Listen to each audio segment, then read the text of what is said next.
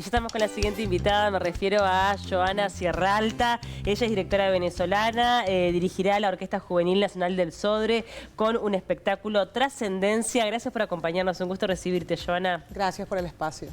Bueno, tú sos venezolana, pero estás radicada en este momento en España, en Madrid, Sí, ¿verdad? Madrid. ¿Y desde cuándo es que estás dirigiendo? Porque arrancaste como integrante de orquestas, ¿no? Sí, yo toco la viola y tocaba, bueno, hice todo el proceso un poco parecido a lo que se hace aquí en Uruguay, de tocar en la orquesta infantil, luego la orquesta juvenil, luego ingresé a la orquesta Simón Bolívar, pero en el 2015, pues por razones familiares, me fui a vivir a España, donde comencé mi recorrido en la dirección de orquesta. Lo decidí hacer justamente por lo que estoy haciendo aquí, que es para trabajar con jóvenes, para de alguna manera poder transmitirles a ellos mi experiencia de cómo se toca en una orquesta, que es muy distinto a de cómo se toca solo. Y bueno, digamos que fueron como unos 3, 4, casi 5 años prácticamente de iniciación. Y creo que bueno, ahora es que siento que estoy como en un buen momento, como si me hubiese cambiado de instrumento y ahora es cuando empiezo a escucharle sonar bien. Tu vínculo con la música empieza desde muy pequeña, ¿no? Rápidamente encontraste tu instrumento también, que eso no siempre es fácil. Sí, creo que también viene una cuestión familiar, de que siempre hubo, no música clásica, pero sí mucho contacto con la cultura de la música venezolana. Luego yo cantaba en el coro de mi colegio y afortunadamente el conservatorio estaba muy cerca y veía compañeros de mi colegio que iban, venían y traían el instrumento, hasta que le dije a mi mamá, yo quiero eso, y me llevó. Y afortunadamente fue un conservatorio que funciona dentro del sistema de orquestas de Venezuela, y ahí desarrollé toda mi vida musical. Qué maravilla. ¿Y por qué la dirección? Porque, bueno, el camino, la dirección no es tan común para el músico. A veces pasa, pero también mencionábamos de que no es un lugar tan habitado por mujeres. Sí, ahora últimamente siempre era como un territorio, además de que era como para hombres solamente, era para pianistas y compositores, eran como los que se especializaban más en la dirección de orquesta. Pero ahora hay también, además del boom de las mujeres, hay como un boom de los músicos de orquesta que saltamos del atril al podio, porque creo que viene un poco por naturaleza, una cuestión orgánica que necesitamos, como todo lo que hemos aprendido ahí en la orquesta, ahora queremos darlo o queremos dirigirlo y queremos nosotros tener nuestras propuestas y manejar una orquesta. ¿Qué tiene esto de la orquesta, ¿no? De particular? Porque a veces cuando existe un músico como algo individual, ¿no? Que él puede practicar en su casa, tener su instrumento, vincularse, pero la orquesta, justamente, ¿no? Varias personas. ¿Qué significa para vos eso también? Pues mira, creo que lo has dicho muy bien, porque el dirigir una orquesta no se trata solo de música. Tienes que aprender a gestionar un equipo humano enorme. Creo que es una ventaja que tenemos los músicos que venimos de la orquesta, porque ya sabemos un poco cómo funcionamos, cómo funciona un ensayo. Hay veces que tú quieres contarle a la orquesta la historia de Beethoven y resulta que hay un músico de la orquesta que a lo mejor se siente mal físicamente y no le importa nada lo que le estás diciendo. Y tú como director de orquesta tienes que saber leer la actitud de la orquesta, en qué momento del ensayo los tienes, para poder aprovechar el trabajo. Entonces, no es solamente saber la música, requiere inteligencia emocional, requiere carisma, requiere muchísima empatía para poder manejar esos grupos. ¿Y cómo es el trabajo del músico también en orquesta, que me decías que es totalmente diferente al quien toca el instrumento de manera individual? Imagino que también, bueno, el pensar en la unidad, en lo colectivo, que eso luego también trasciende capaz hasta, ¿no?, lo profesional.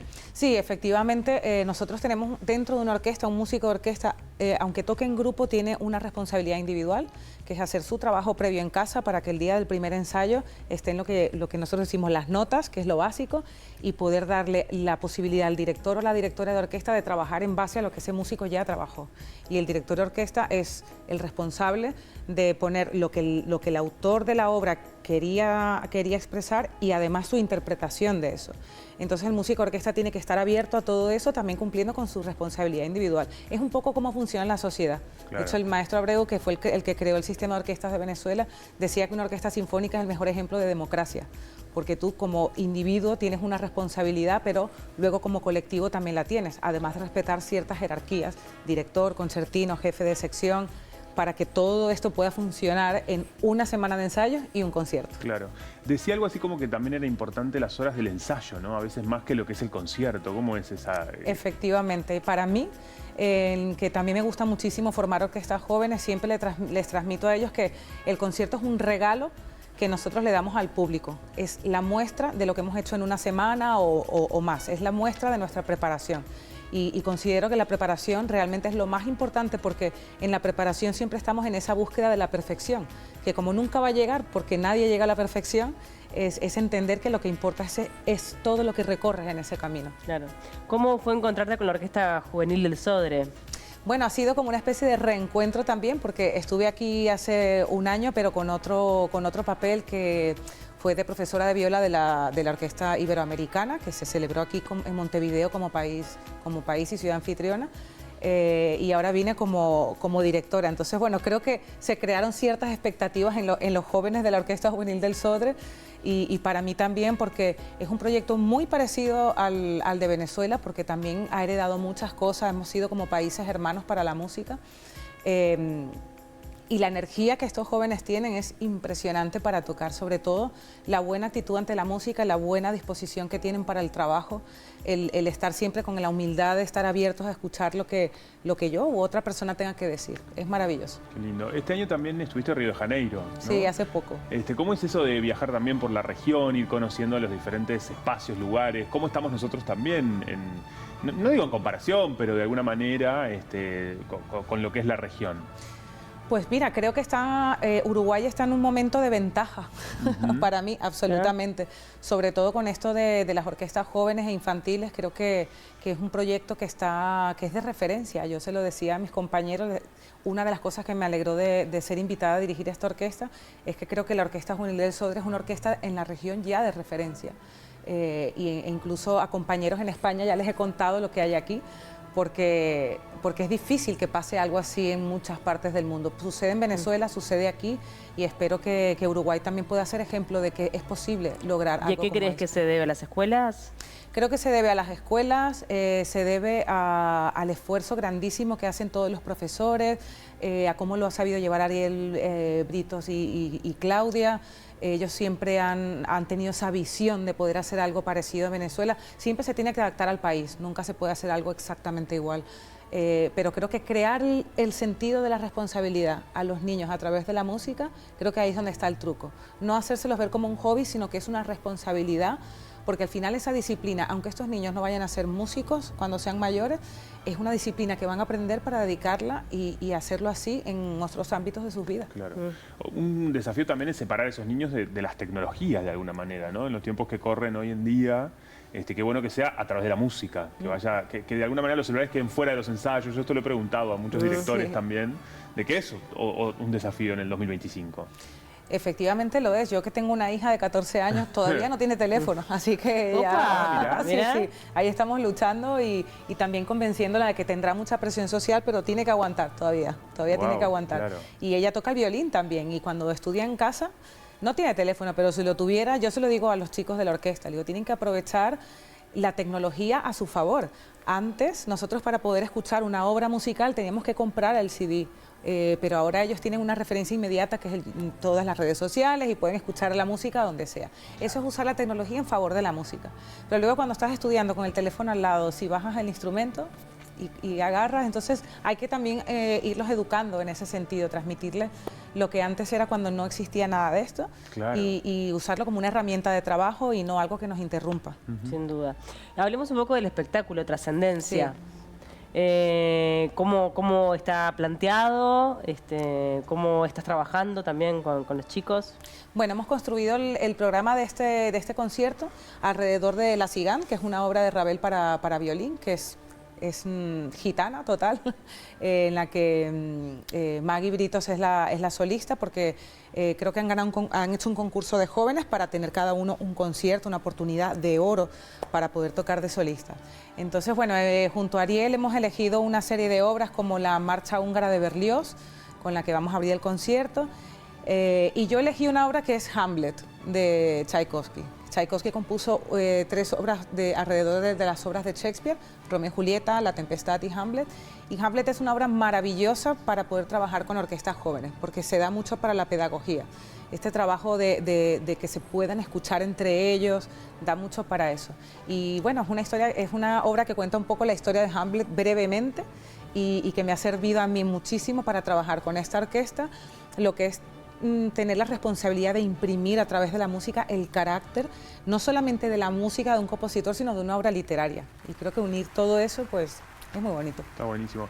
Qué orgullo también para esa solista, ¿no? El conseguir ese lugar a través de un concurso. ¿Cómo después se vincula también con los compañeros? ¿Cómo es eso? Sí, creo que yo creo que sirve de inspiración. Yo creo que cuando tú tienes, me ha pasado a mí con Gustavo Dudamel, por ejemplo, que toda mi vida desde que era niña toqué con él en el Atril y ahora Gustavo Dudamel es un director de renombre y muy conocido. A mí me cuesta verlo así porque es como que si tu amigo del colegio claro. Resulta que ahora es Rafael Nadal exacto, o el presidente, una cosa así, ¿no? Pero que un compañero, alguien que ha estado a tu lado, como en este caso Maggie con sus compañeros de la Orquesta del Sodre, esté allí, la hace referente también y hace que otros compañeros e incluso niños más pequeños que ella digan, oye, yo también puedo estar ahí. Claro. Y puedan seguir como esa disciplina de estudiar para poder tener esa oportunidad. Que de hecho eso es lo que te ha pasado a ti hasta en tu propia familia con las niñas. Sí, puede ser. Tengo dos primas maravillosas que son menores que yo y que tocan también viola. Ya podían haber elegido otro instrumento, claro. pero eligieron los viola. pasos. De alguna manera pues he sido referentes para ellas y me siento muy orgullosa de poder abrir un camino para alguien, así como por ejemplo yo ahora soy mujer, dirijo orquestas y me siento en total libertad de hacerlo, pero estoy segura de que ha sido porque otras mujeres sí que han tenido que sufrir cosas complicadas, pero que nos ha abierto el camino a nosotras. Recordemos la edad de los integrantes de la orquesta juvenil también, ¿no? Van desde los... Ellos están más o menos entre los 16 y los 25 años. Sí. Sé que hay chicos todavía más pequeños que están como en una etapa... La Orquesta Juvenil del Sodre es una orquesta que está en etapa de formación, pero dentro de esa formación sé que tienen otros niveles de niños más pequeños que van integrando la orquesta y de a poco, claro, de a poco y se van formando con los que son mayores que ellos. Totalmente. Bueno, vamos a comentar un poco los días de la función para que la gente también pueda participar. ¿Esto se va a dar en el auditorio? En el auditorio el 17 de septiembre a las 8.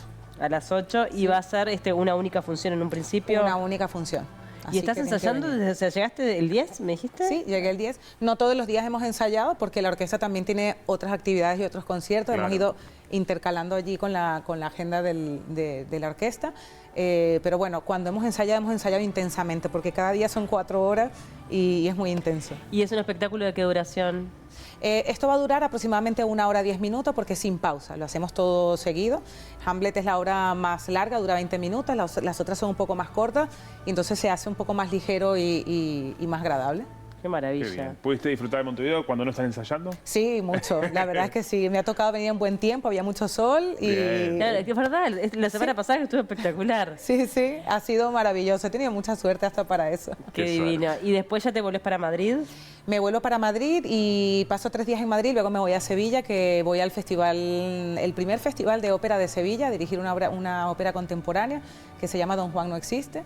Y luego, bueno, ya tengo otros proyectos ya para el año que viene en Venezuela, también en Valladolid con la Orquesta de Castilla y León. Bueno, ahí nos vamos moviendo. Qué bien. ¿Y a Uruguay tenés pensado volver? Espero que después de esto salga alguna otra oportunidad. Nuevamente, ¿no? Yo encantada de volver siempre. Está muy bien. Bueno, quedan todos invitados. Esto va a ser entonces, como dijimos, el próximo 17. Sí, a las 8. A las 8 las entradas están a la venta en Ticantel. Y en la boletería también de la sala del auditorio. Así que bueno, muchísimas gracias por acompañarnos. Un gusto enorme recibirte por acá. Gracias por el espacio una vez más. Gracias. Antes de despedirnos, algún mensajito, Dale. ¿te parece, Juanpi? Perfecto, vamos a alguno de los Hoy estamos mensajitos. hablando de la convivencia. Le podríamos preguntar a ella, porque la convivencia trasciende todo. No solamente Es la cierto. pareja, el hijo de una hija de 14 años. ¿Cuál es el secreto de una buena convivencia? Bueno, yo creo que el respeto. De hecho, en una orquesta sinfónica Tal cual. tienes que convivir cuando ya eres profesional hasta tu jubilación con las mismas 70 personas. Tremendo, Así que ¿verdad? creo que el respeto es fundamental. El respeto Sí. hacia el otro y la tolerancia, Totalmente, ¿no? la tolerancia y la empatía también. Totalmente. Muchas gracias. Bueno, dicen por acá, buenas tardes, la convivencia es una cuestión de respetar los espacios, la individualidad del otro y compartir la dualidad, construir la tolerancia. Acá dice, y si te pasa algo de salud y estás solo, cuando vienes ya marchaste. Tremendo. No, y la gente se puso, está bien, tiene razón. Dice por acá, preciosa blusa Paula, dicen... Bueno, es alguien que ya nos está saludando porque sabe que ya se está terminando el programa. Sí, No, está exactamente. Bueno, mucha gente que nos está escribiendo como cada día a través del 092418703. Recuerda entonces la consigna de la jornada hoy tuvo que ver con la convivencia. Tenemos que ir despidiéndonos. Gracias por el tiempo y quedan todos invitados. Como ya les dije, el próximo 17 de septiembre a las 20 horas, el Auditorio Nacional del Sodre, las entradas a la venta en Ticantel, también en boletería de la sala. Va a ser la única presentación que la tiene Yona como directora, y van a poder disfrutar a la Orquesta Juvenil del Sodre. ¿Cuántos integrantes es que tiene? Pues ahora no sé exactamente, pero debe ir por 160, 180, son muchos, ¿eh? No, ¿sabes lo que es debe necesario, un escenario llenísimo de músicos, hay que verlo. Claro, hay que verlo, la potencia que tiene la unidad de 160 personas comprometidas. Y jóvenes además, es maravilloso. Y siempre decimos lo mismo, ¿no? Recuerden que las entradas son accesibles, ¿no? Que eso se trata también para que pueda ir todas las personas, democratizar también el arte, así que vayan a disfrutar. Totalmente. Muchas gracias por acompañarnos. Gracias. Nosotros nos vamos, Juanpi. Muy bien, hemos llegado al final. Sí, nos vamos a reencontrar mañana a partir de las 4 de la tarde cuando comencemos una nueva edición del Living. Gracias por estar del otro lado.